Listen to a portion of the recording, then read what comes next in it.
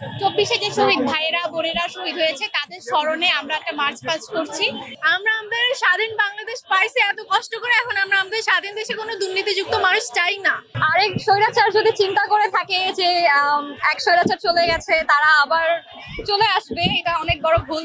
কারণ আমরা রাস্তায় নেমেছি, দরকার হলে আমরা আবার রাস্তায় নামবো। নতুন বাংলাদেশ নিয়ে একটাই প্রত্যাশা যে আগের মতো যেন এখন আমরা দুর্নীতি, দালালবাজি এবং চাঁদাবাজি এবং আরো যেরকম দুর্নীতি হচ্ছে সেগুলো যাতে না হোক।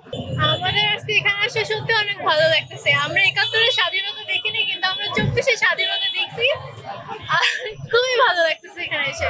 24-এ যে শহীদ ভাইয়েরা বোনেরা শহীদ হয়েছে তাদের স্মরণে আমরা একটা মার্চ পাস্ট করছি, মানে তাদের শ্রদ্ধা জানানোর জন্য। আজ 1 মাস পূর্তি হলো আমাদের বিজয়ের, এই উপলক্ষে অনুষ্ঠানটার নাম শহীদ মার্চ। ভাইয়ারা, আপনাদের কষ্ট বৃথা যায়নি, আপনাদের রক্ত দিয়ে হলো আমরা আজকে আমাদের স্বাধীনতা পাইছি। আমরা আমাদের স্বাধীন বাংলাদেশ পাইছি এত কষ্ট করে, এখন আমরা আমাদের স্বাধীন দেশে কোনো দুর্নীতিযুক্ত মানুষ চাই না। একটা নিরাপদ বাংলাদেশ চাই, যেন আমরা মেয়ে হিসাবে যেন নিরাপদে বাংলাদেশে চলাচল করতে পারি। আর আমরা বাক স্বাধীনতা ফেরত পাইছি, আর এইটাই জানি সবসময় থাকে। আমরা প্রশাসনের কাছে এখন সবসময় জবাবদিহিতা চাইতে যেন পারি, আমরা যেন কোনো অন্যায় না দেখতে পারি।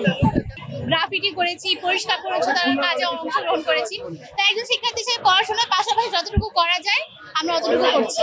নতুন বাংলাদেশ নিয়ে একটাই প্রত্যাশা যে আগের মতো যেন এখন আমরা দুর্নীতি, দালালবাজি এবং চাঁদাবাজি এবং আরো যেরকম দুর্নীতি হচ্ছে সেগুলো যাতে না হোক। যেমন আগে যে দুর্নীতি হতো শিক্ষা ব্যবস্থা, চিকিৎসা খাত বা পরিবহন, যে কোনো খাতেই দুর্নীতির কোনো কমতি ছিল না।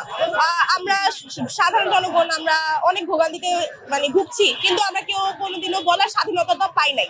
আমাদের বাক স্বাধীনতা ছিল না, কিন্তু আমরা স্টুডেন্টরা যেহেতু লড়াই করে এই স্বাধীনতাটা ফিরিয়ে এনেছি, তো আমরা চাই অবভিয়াসলি যাতে এই দুর্নীতিটা আর না থাকুক।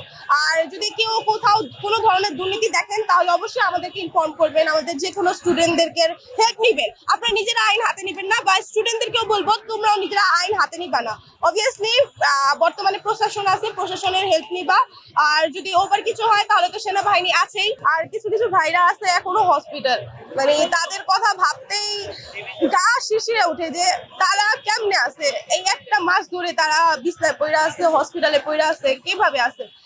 তাদের যে পরিবারের উপর যে কি যাচ্ছে সেটা আমরা কেউ কোনোদিনও কল্পনা করতে পারবো না। আমাদের বাবা মারা আমাদের একদিন বাসার বাইরে থাকলে চিন্তাতে মইরা যায়, তো তাদের বাবা মারা কিভাবে ঘুমাইতেছে। তাদের জন্য এটা হলো আজকের দিনটা একদিক দিয়ে হলো খুশির দিন, আরেকদিক দিয়ে হলো শোকের দিন। যেটা হলো আমরা কোনোদিনও এই দিনটা ভুলতে পারবো না, কারণ কি আমরা এই দিনে বিজয় পেয়েছি, এই দিন আমরা কষ্ট পেয়েছি। আমাদের হাজার হাজার ভাই বোনেরা শহীদ হয়েছে যাদের আমরা নাম পর্যন্ত জানি না। আজকে খুশির দিন, নতুন স্বাধীনতা, ভালো লাগছে এসে।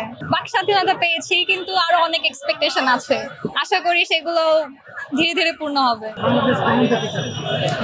বৈষম্য বিরোধী বাংলাদেশ দেখতে চাই, যেখানে সমস্ত ধরনের মানুষজন শান্তিপ্রিয়ভাবে থাকতে পারবে, কোনো অন্যায় অত্যাচার হবে না, আশা করা যায়। আরেক স্বৈরাচার যদি চিন্তা করে থাকে যে এক স্বৈরাচার চলে গেছে তারা আবার চলে আসবে, এটা অনেক বড় ভুল। কারণ আমরা রাস্তায় নেমেছি, দরকার হলে আমরা আবার রাস্তায় নামবো। আগে আনসারদের একটা দাবি দাওয়া নিয়ে অনেক এটা আসলে অনেক ফানি ছিল, আমার পার্সোনাল অপিনিয়ন। বাট তাদেরও সবারটা শোনা উচিত। তাদের যদি কোনো দাবি দাবা থেকে থাকে, সরকার যদি মনে করেন যে হ্যাঁ তাদের ঠিক আছে, এটার পিছনের রিজন আছে,